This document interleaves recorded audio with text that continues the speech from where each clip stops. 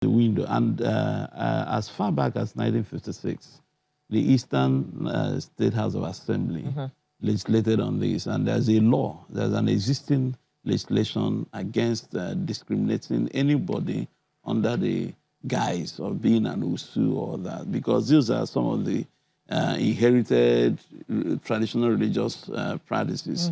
Like my brother here had stated, when looked at critically, you could see some level of criminality, you could see some level of unrational reasoning, behind philosophy, behind some of this discrimination. And in many areas, in many states, because during that time, the entire Eastern region, were under that House of Assembly. And these laws have been domesticated in several states. And of course, the overarching legislation that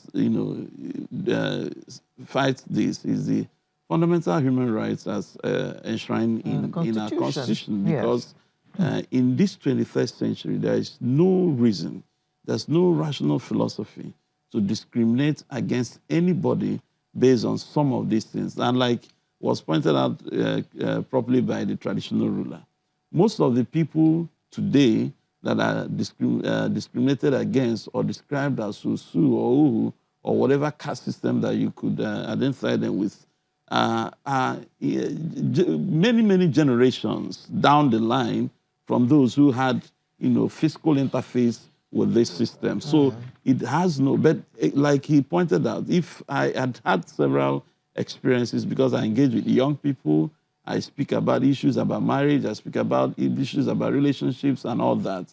And at some point, I got weary of the kind of challenge this is posing in the social cultural interactions that are going on in some of our communities.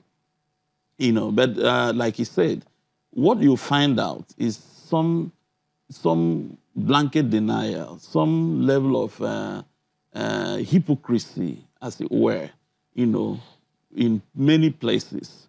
But in Abia, I think it's not very prominent because of, I can point to a very few places. Where I come from, it's unheard of. You can mention that those things have been abolished, and many people are not looking to that in terms of the way they classify people.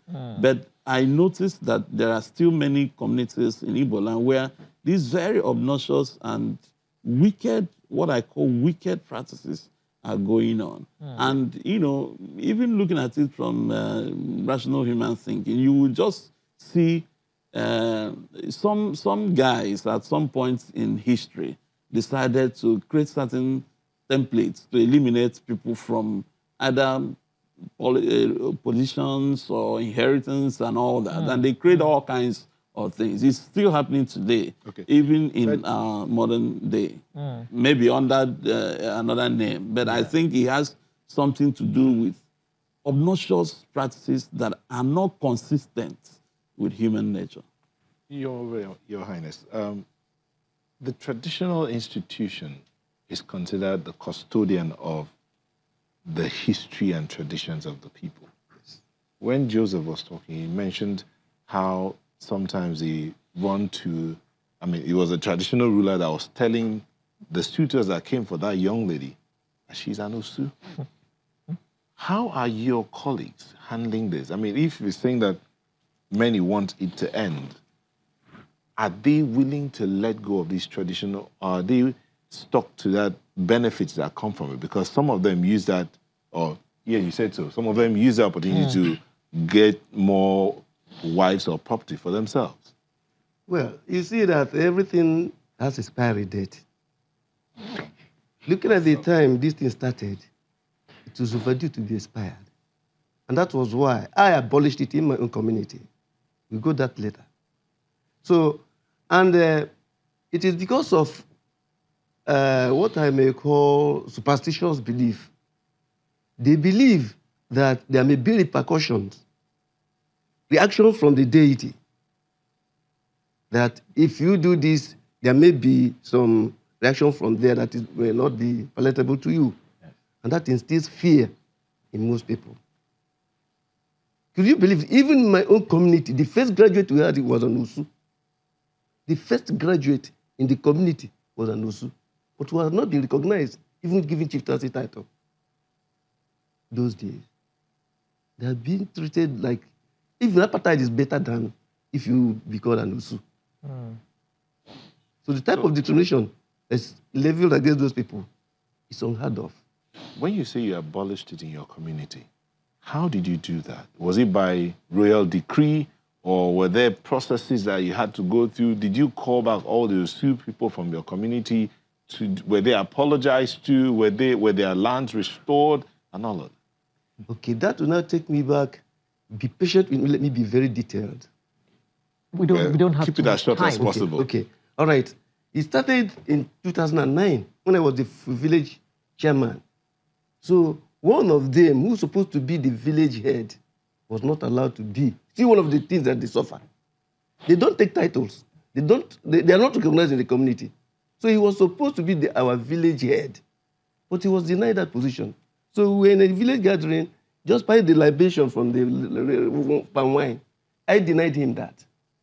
He asked me, "Tell, what do you want me to, why do you do this?" He said, "Don't you see that that's on the sea here?"